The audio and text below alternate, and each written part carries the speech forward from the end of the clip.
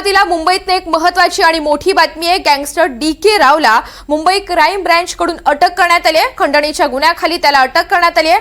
आज डी.के. रावला कोर्टामध्ये हजर करण्यात येणार आहे। काल त्याला अटक करण्यात आलेली होती आणि सध्या मुंबईतली ही एक्सक्लुझिव्ह दृश्य आपण पाहतोय।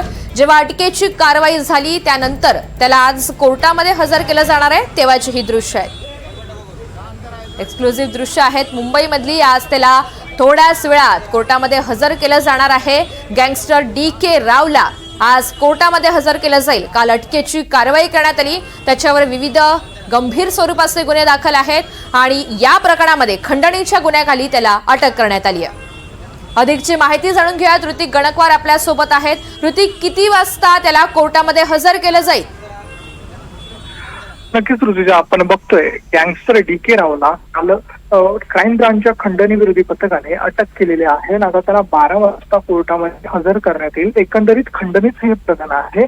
डी.के. रावच्या संबंधित एक बिल्डर आहे, त्या बिल्डरने एका व्यक्तीकडून जवळपास 1,25,00,000 रुपये घेतलेले होते। मात्र ते पैसे देण्यास तो बिल्डर जो आहे तो असमर्थ होता।